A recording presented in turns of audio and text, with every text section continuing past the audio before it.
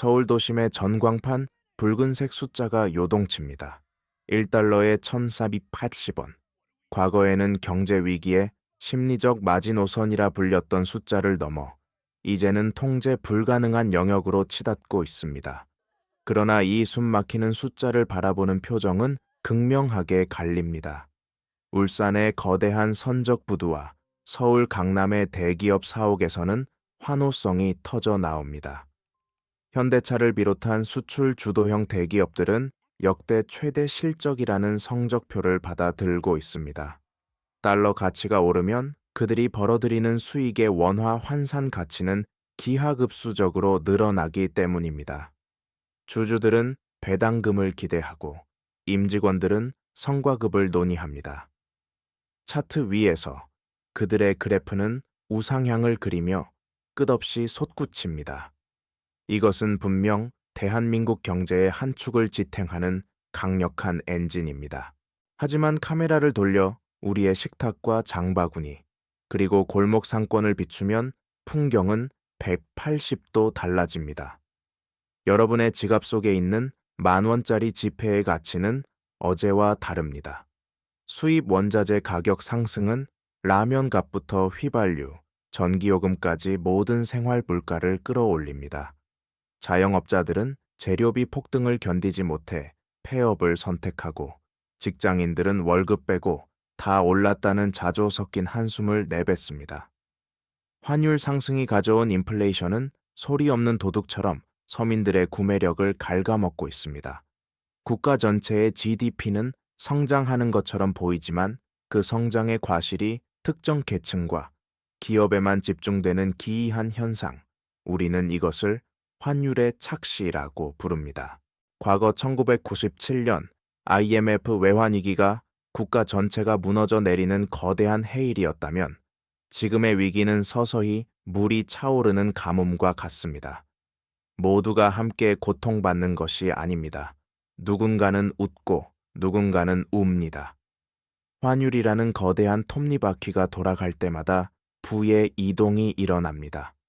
수출 대기업에게는 날개를 달아주지만 내수 시장과 가계 경제에는 족쇄를 채우는 이 잔인한 이분법. 이것이 바로 오늘 우리가 목격하고 있는 K자형 양극화의 실체입니다. 단순히 숫자의 문제가 아닙니다. 이것은 생존의 문제입니다. 도대체 왜 이런 일이 벌어지는 것일까요? 정부는 수출이 잘 되면 낙수 효과로 인해 경제 전반이 살아날 것이라고 말해왔습니다. 하지만 현실은 그 믿음을 배반하고 있습니다. 환율 1,480원 시대. 왜 현대차는 역대급 영업이익을 기록하는데 당신의 삶은 점점 더 팍팍해지는지 그 구조적 모순을 파헤쳐야 합니다. 우리는 지금 보이지 않는 경제 전쟁의 한복판에 서 있습니다. 이 전쟁에서 승리하는 자와 패배하는 자를 가르는 기준은 냉혹합니다. 오늘 다큐멘터리에서는 이 잔인한 환율의 메커니즘이 어떻게 당신의 자산을 위협하고 있는지, 그리고 이 거대한 파도 속에서 우리는 무엇을 준비해야 하는지 낱낱이 파헤쳐 보겠습니다. 지금부터 들려드릴 이야기는 당신의 지갑을 지키기 위한 가장 현실적인 경고입니다. 위기는 예고 없이 찾아온다고들 말합니다. 하지만 경제학의 관점에서 보면 위기는 언제나 수많은 신호를 보냅니다. 단지 우리가 그 신호를 일시적인 조정이나 대외 변수 탓이라며 소음으로 치부했을 뿐입니다. 지금 한국 경제 곳곳에서는 붉은 경고등이 켜지고 있습니다. 가장 먼저 무너지고 있는 것은 대한민국 경제의 실핏줄인 자영업과 중소기업입니다. 환율이 480원을 돌파했다는 것은 우리가 수입해오는 모든 원자재와 에너지 비용이 40% 이상 급등했음을 의미합니다. 수출 대기업은 달러를 벌어들여 환차익을 누리지만 내수 시장에 의존하는 중소상공인들은 원가 상승분을 고스란히 떠안아야 합니다. 가격을 올리자니 손님이 끊기고 버티자니 적자가 눈덩이처럼 불어나는 진퇴양난. 서울 핵심 상권조차 임대 문의 종이가 나부끼는 현상은 단순한 불경기가 아니라 경제 생태계의 하단부가 붕괴하고 있다는 명백한 징후입니다.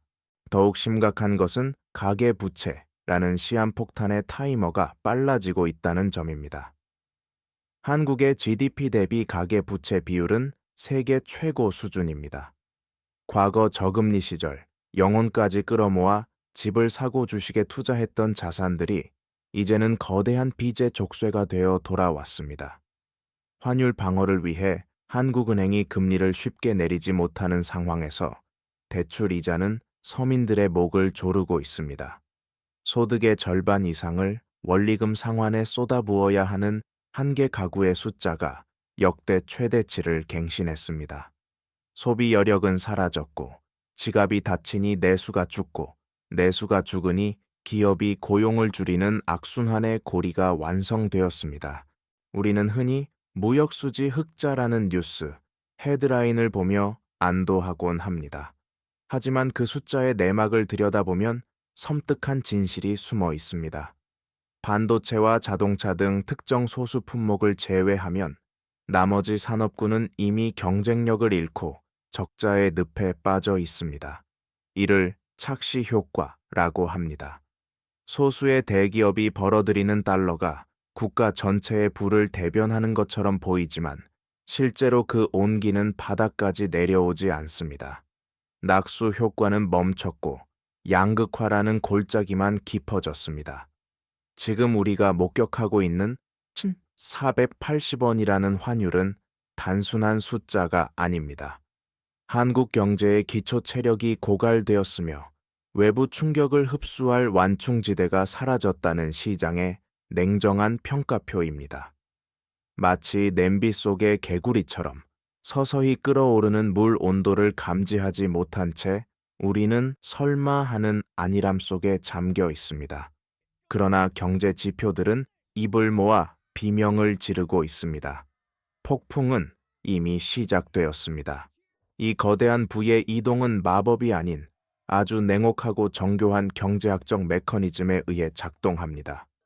우리는 이것을 교역 조건의 악화라고 부릅니다. 쉽게 말해 우리가 땀 흘려 만든 물건을 팔아서 살 수 있는 외국 물건의 양이 줄어들었다는 뜻입니다. 대한민국은 에너지와 원자재의 90% 이상을 수입에 의존하는 나라입니다. 원유, 천연가스, 밀가루, 커피 원두까지 우리가 소비하는 거의 모든 기초 자산은 달러로 결제됩니다.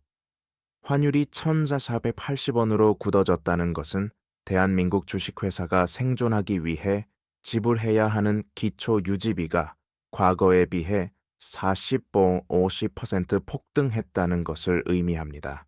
문제는 이 비용 청구서가 누구에게 배달되느냐는 것입니다. 기업은 이 늘어난 비용을 스스로 감당하려 하지 않습니다. 자본주의의 생리상, 기업은 원가 상승분을 제품 가격에 녹여 최종 소비자에게 전가합니다.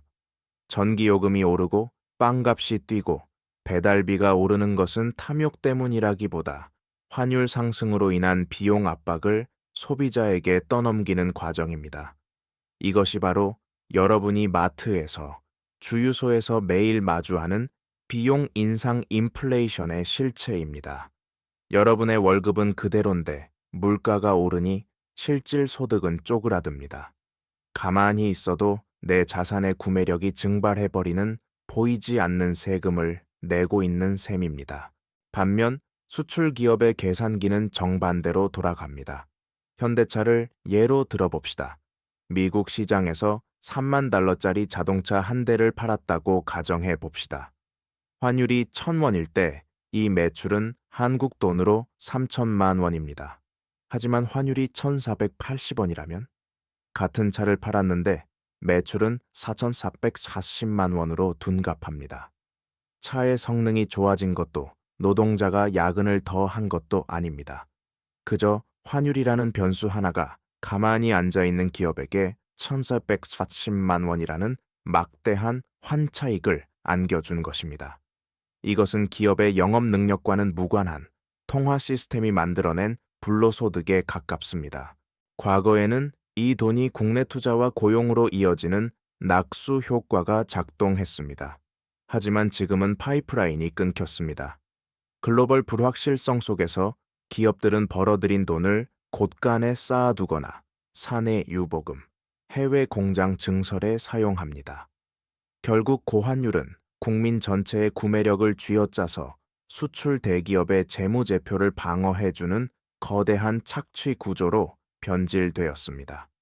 여러분의 얇아진 지갑이 현대차의 역대급 실적을 떠받치고 있는 기둥인 셈입니다. 이것이 바로 1년 첫 80원 환율 뒤에 숨겨진 잔인한 경제학적 진실입니다.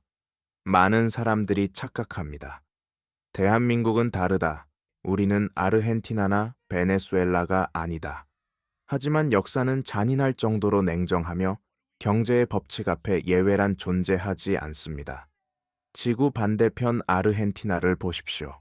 한때 유럽 못지않은 부국이었던 그들은 만성적인 환율 불안과 포퓰리즘, 그리고 산업 경쟁력 약화라는 삼중고를 겪으며 추락했습니다. 페소화 가치가 휴지 조각이 되는 동안 달러 자산을 미리 확보했던 상위 1%는 오히려 부를 증식시켰습니다. 반면 평생을 성실하게 일해 자국 화폐로 저축해온 중산층은 하루아침에 빈곤층으로 전락했습니다. 쓰레기통을 뒤지는 노인과 해외로 자산을 빼돌리는 부유층의 모습. 이것이 바로 환율이 무너진 국가의 적나라한 민낯입니다. 멀리 갈 것도 없습니다. 가까운 이웃나라 일본의 슈퍼엔저 현상은 우리에게 소름 끼치는 대자비를 선사합니다. 일본 역시 토요타 같은 수출 대기업은 엔화 약세에 힘입어 사상 최대 이익을 거두었습니다. 하지만 그 대가로 일본 국민들은 30년 전보다 가난해진 삶을 받아들여야 했습니다. 아이폰 가격이 부담스러워 중고폰을 찾고 수입 소고기 대신 닭고기를 먹으며 해외여행은 꿈도 꾸지 못하는 빈곤한 선진국의 역설. 기업은 부자가 되었지만 국민은 가난해지는 이 나쁜 엔저의 현상이 지금 한국의 1,480원 환율 상황과 너무나도 닮아 있지 않습니까? 우리는 이미 1997년 뼈아픈 교훈을 얻은 바 있습니다. IMF 외환위기 당시 국가는 펀더멘털은 튼튼하다고 외쳤지만 결과는 참혹했습니다. 당시 환율 폭등은 빚을 내어 사업하던 수많은 기업을 도산시켰고 평생 직장이라 믿었던 대기업의 문을 닫게 했으며 거리로 내몰린 가장들을 양산했습니다. 그때도 금 모으기 운동에 나선 것은 서민들이었고 위기를 기회 삼아 헐값에 자산을 사들인 것은 외국 자본과 현금을 쥔 소수의 부자들이었습니다. 환율 위기는 단순히 국가 신용 등급의 하락으로 끝나지 않습니다. 그것은 사회의 계층 사다리를 걷어차고 부익부 빈익빈을 고착화시키는 가장 강력한 불평등 제조기입니다. 지금 우리가 목격하고 있는 이 고환율의 징후들은 아르헨티나의 몰락, 일본의 정체, 그리고 97년의 악몽이 뒤섞인 복합적인 경고 메시지입니다. 우리는 지금 그 위험한 벼랑 끝에서 눈을 가린 채 춤을 추고 있는지도 모릅니다. 지금 대한민국 경제의 심장부인 여의도 증권가는 엑소더스, 즉 대탈출의 현장이 되어가고 있습니다. 환율이 전 480원을 뚫고 올라가는 순간 외국인 투자자들에게 한국 주식시장은 매력적인 투자처가 아니라 가만히 있어도 돈을 잃는 구멍난독이 됩니다. 그들이 한국 주식을 팔아치우고 달러를 챙겨 떠나는 셀코리아, 셀코레아. 현상은 원화 가치를 더욱 떨어뜨리고 이는 다시 환율을 밀어올리는 악순환의 기폭제가 됩니다. 더 절망적인 것은 우리 국민들조차 한국 기업을 믿지 못한다는 사실입니다. 국장 탈출은 지능순이라는 자조적인 농담이 유행어처럼 번지고 개인 투자자들은 원화를 팔아 달러를 사고 그 달러로 미국 주식을 사들이는 서학개미 대열에 합류합니다. 자본은 냉정하게 더 높은 수익과 안전을 쫓아 국경을 넘습니다. 그 결과 국내 기업들이 자금을 조달해야 할 자본시장은 말라붙어 가고 미래를 위한 투자는 위축될 수밖에 없습니다. 실물 경제의 타격은 더욱 직접적이고 치명적입니다. 한국은 에너지 다소비 국가입니다. 공장을 돌리고 건물을 짓고 배송 트럭을 움직이는 모든 동력이 수입 에너지에서 나옵니다. 1,480원이라는 고환율은 한국전력과 가스공사의 수입 원가 부담을 폭발시키고 이는 필연적으로 공공요금의 연쇄적인 인상으로 귀결됩니다. 기업들은 마른 수건을 짜내듯 비용 절감에 나서고 있습니다. 신규 채용은 동결되고 비상경영이라는 이름 아래 희망퇴직의 칼바람이 불기 시작했습니다. 우리가 자랑하던 반도체나 배터리 산업의 성과조차도 고환율로 인한 원자재 비용 상승과 글로벌 수요 위축 앞에서는 그 빛이 바래고 있습니다. 부동산 시장 역시 이 거대한 파도에서 자유로울 수 없습니다. 환율 방어를 위해 한국은행이 고금리 기조를 쉽게 포기할 수 없는 상황에서 영끌족들이 짊어진 주택담보대출 이자는 감당 불가능한 수준으로 유지되거나 더 오를 수 있습니다. 집값은 하락 압력을 받는데 이자 부담은 여전한 이중고가 가계 경제를 덮치고 있습니다. 수출은 호조라는데 내수는 얼어붙고 물가는 오르는데 자산 가치는 위태로운 스태그플레이션의 공포. 1,480원 환율은 단순한 숫자가 아니라 한국 경제의 기초 체력이 한계에 도달했음을 알리는 요란한 사이렌 소리입니다. 이창용 한국은행 총재의 밤은 길어지고 있습니다. 지금 한국은행은 말 그대로 외통수에 걸린 형국입니다. 경제학 교과서의 처방대로라면 1,080원이라는 살인적인 환율을 잡기 위해 즉각적으로 금리를 올려야 합니다. 금리를 높여야 원화의 매력도가 올라가고 썰물처럼 빠져나가는 외국인 자본을 붙잡아 원화 가치를 방어할 수 있기 때문입니다. 미국과의 금리 격차를 줄이는 것만이 환율 안정의 유일한 해법처럼 보입니다. 하지만 현실의 버튼을 누르기가 너무나 두렵습니다. 바로 1,900조 원에 육박하는 세계 최고 수준의 가계 부채가 발목을 꽉 잡고 있기 때문입니다. 만약 환율을 잡겠다고 금리를 섣불리 올린다면 어떤 일이 벌어질까요? 영끌족들의 이자 부담은 임계점을 넘어설 것이고 이는 소비 절벽을 넘어 부동산 시장의 경착륙 (hard landing)을 유발할 것입니다. 아파트 값이 폭락하고 경매 물건이 쏟아지면 부동산 프로젝트 파이낸싱, PF에 돈을 댄 저축은행과 증권사들이 도미노처럼 무너질 수 있습니다. 환율을 잡으려다 국가 경제 시스템 전체를 붕괴시키는 빈대 잡으려다 초가 삼간 태우는 꼴이 될 수 있다는 공포가 통화당국을 지배하고 있습니다. 그렇다고 금리를 동결하거나 내리자니 환율은 1,500원, 1,600원을 향해 곱비 풀린 만가지처럼 튈 것이 뻔합니다. 수입 물가 폭등으로 서민 경제가 파탄나는 시나리오입니다. 이러지도 저러지도 못하는 진퇴양난, 진투이량난. 이것이 한국 경제 정책의 현주소입니다. 정부는 연일 외환 보유고는 충분하다. 순대 외 금융 자산이 많아 과거와는 다르다며 시장을 안심시키려 애쓰고 있습니다. 국민연금과 외환 스와프를 체결하고 수출업체들에게 달러 매도를 읍소하며 구두 개입에 나서기도 합니다. 하지만 시장 참여자들은 냉소적입니다. 외환 보유고를 풀어 환율을 방어하는 것은 일시적인 진통제일 뿐 체질이 약해진 환자의 병을 고칠 수는 없음을 알기 때문입니다. 1997년에도 2008년에도 정부는 문제 없다라고 말했습니다. 그러나 위기는 언제나 정부의 호언장담 뒤에 숨어서 찾아왔습니다.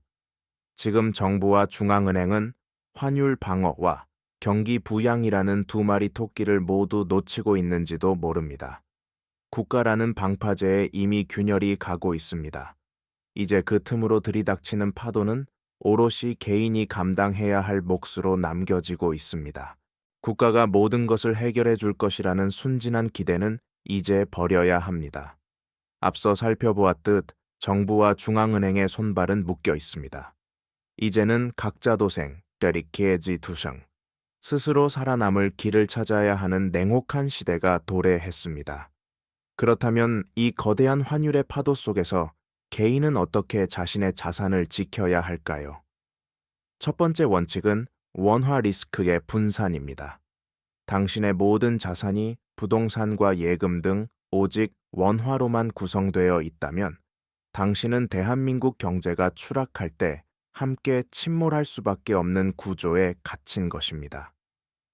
자산의 일정 비율, 전문가들은 최소 20% 이상을 기축통화인 달러나 가치 보존 수단인 금 골드로 보유하라고 조언합니다.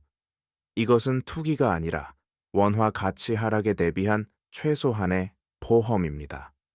환율이 오르면 원화 자산의 가치는 떨어지지만 달러 자산의 가치는 올라 전체 자산의 균형을 맞춰주는 헤지 효과를 누릴 수 있기 때문입니다.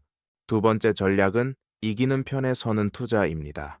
영상 초반에 언급했듯 환율 상승 구간에서 웃는 자들은 수출 대기업입니다. 현대차가 환율 효과로 역대급 실적을 낸다면 욕만 할 것이 아니라 그 기업의 주주가 되어 성장의 과실을 나누어 가져야 합니다. 혹은 달러를 벌어들이는 미국의 우량 기업이나 지수에 투자하는 ETF를 통해 원화 약세가 오히려 내 계좌의 수익으로 연결되는 구조를 만들어야 합니다. 현대차는 웃고 당신은 운다는 제목의 현실을 현대차와 함께 당신도 웃는다로 바꾸는 유일한 방법은 소비자가 아닌 자본가로서 그들의 시스템에 올라타는 것입니다. 세 번째는 현금 흐름의 확보와 부채의 축소입니다. 고환율은 고물가와 고금리를 동반합니다.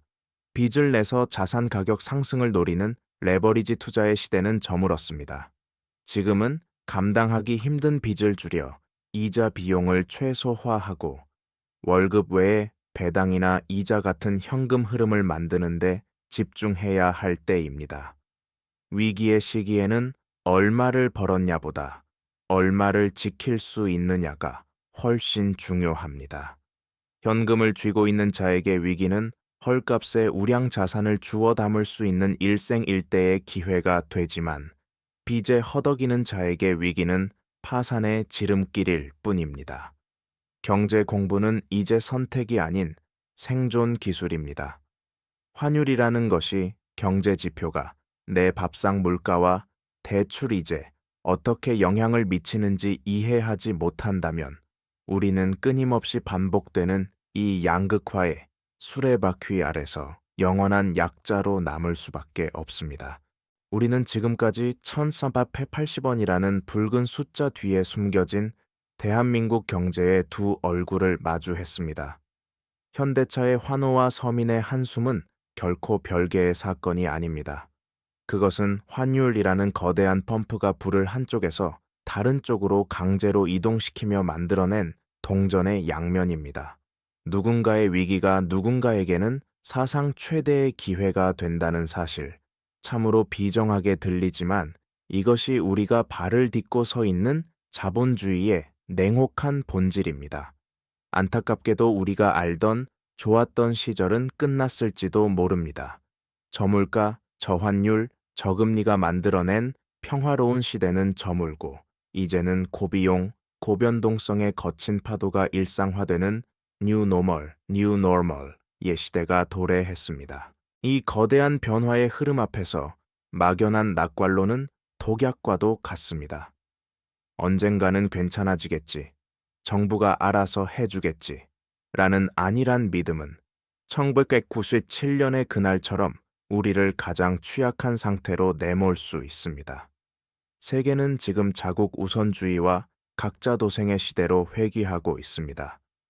국가는 것이 경제를 방어하기 위해 개인의 희생을 담보로 잡을 수도 있으며 기업은 생존을 위해 언제든 국경을 넘을 준비가 되어 있습니다. 결국 내 가족과 내 자산을 지킬 수 있는 최종 수비수는 오직 나 자신뿐입니다. 오늘 우리가 나눈 이야기가 여러분에게 단순한 공포심을 주기 위함이 아닙니다. 오히려 불편한 진실을 직시함으로써 다가올 폭풍에 대비할 수 있는 지적 무장을 하라는 간절한 제언입니다. 흐름을 읽지 못하는 자에게 환율 급등은 재앙이지만 흐름을 읽고 준비하는 자에게는 계층 이동의 사다리가 될 수도 있습니다. 지금 여러분은 울고 계십니까? 아니면 미래를 위한 준비를 하고 계십니까? 현대차가 웃는 이유를 알았다면 이제는 여러분이 그 웃음의 주인공이 될 차례입니다. 경제의 흐름을 읽는 눈, 그것이 불안한 시대를 건너는 유일한 구명조끼입니다. 부자의 경제학, 오늘 순서는 여기까지입니다. 시청해 주셔서 감사합니다.